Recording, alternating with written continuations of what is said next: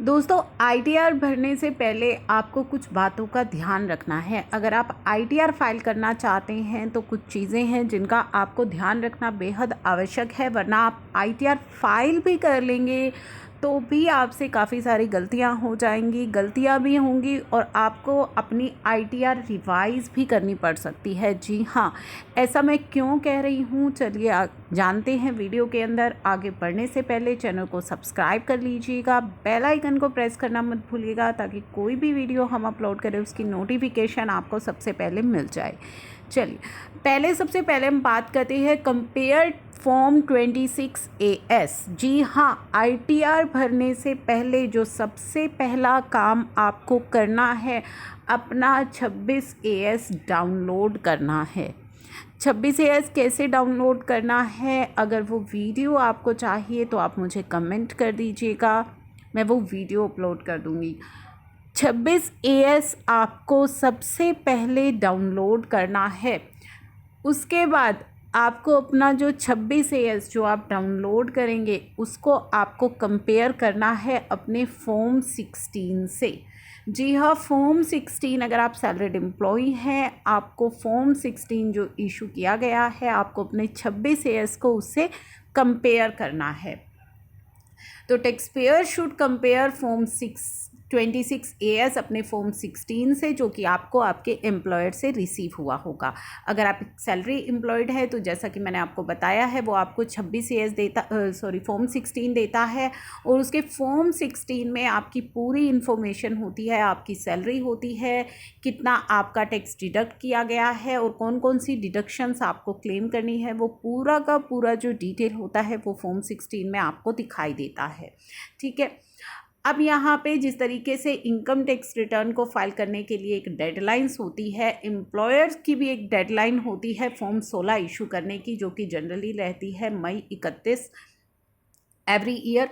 तो अगर आप चाहते हैं कि आपकी आईटीआर में किसी भी प्रकार की गलतियां ना हो तो पहला काम जो आपको करना है, अपना 26AS डाउनलोड करना है और अपने 26AS को अपने फॉर्म 16 से कंपेयर करना है।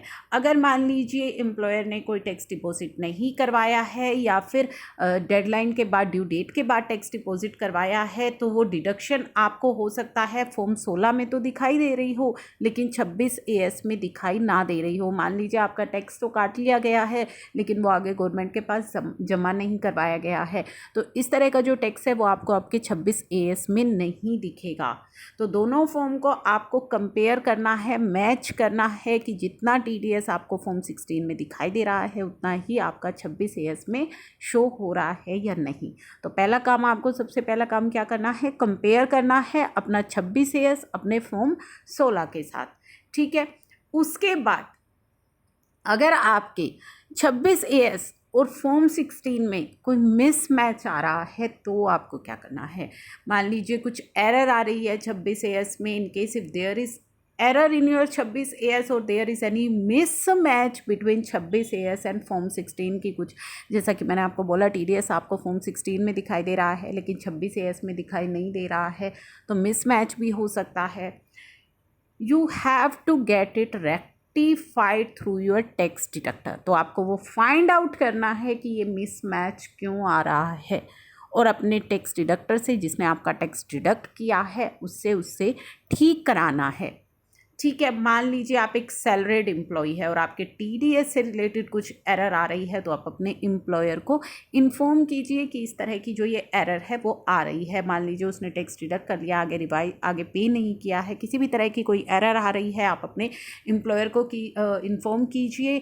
वो आपकी जो फिगर्स हैं वो रिवाइज़ करेगा, वो अपनी फिगर्स रिवाइज़ करेगा और उसी के अकॉर्डिंगली जब वो रिवाइज़ करेगा तो आपके 26AS में भी चेंजेस होंगे और आप उस रिवाइज 26AS को डाउनलोड कीजिए।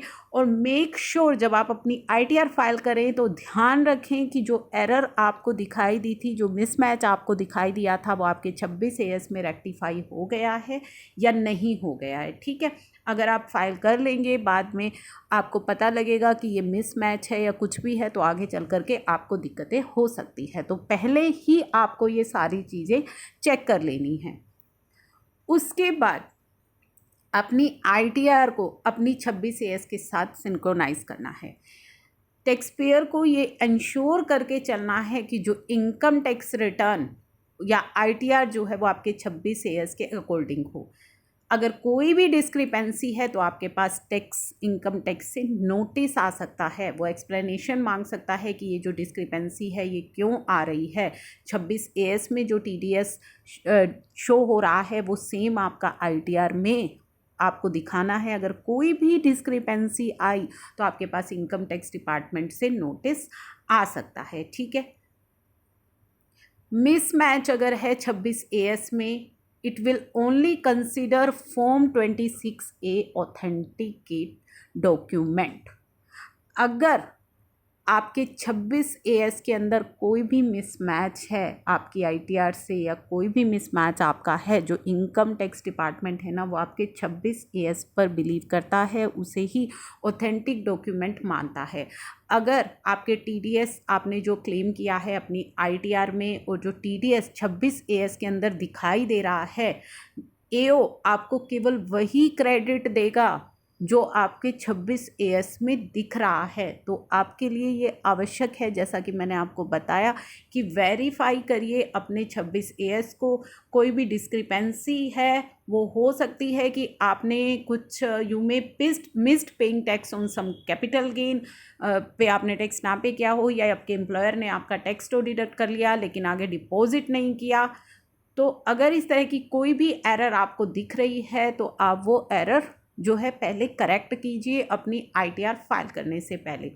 Downloading and verification of 26 AS must be done before filing of income tax return so that you have adequate time to take up the discrepancy with your employer और the client. तो 26 AS कितना important है वो मैंने आपको इस video में बता दिया है। और ITR फाइल करने से पहले आपको इन चीज़ों का ध्यान रखना है, वरना अननेसेसरली आपके पास नोटिस आ सकता है, या अननेसेसरली आपको अपनी रिटर्न रिवाइज करनी पड़ सकती है। तो इन सभी परेशानियों से अगर आपको बचना है तो आप ITR फाइल करने से पहले ही इन चीज़ों का ध्यान रखें। कहाँ पे आपको मिलेगा? आपको माई अकाउंट टैब में जाना है, लॉगिन करना है, माई अकाउंट टैब में जाना है, 26 AS फॉर्म को सेलेक्ट करना है ड्रॉप डाउन मेन्यू में से, और उसको आपको डाउनलोड कर देना है।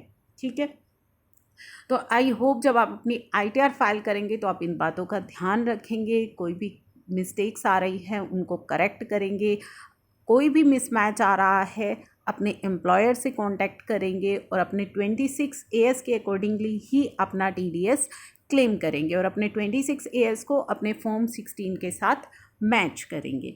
तो ये थी एक काफ़ी इम्पोर्टेंट वीडियो। दोस्तों अच्छी लगी हो तो इसे आगे शेयर ज़रूर कीजिएगा, और चैनल को सब्सक्राइब कर लीजिएगा। Thank you for watching.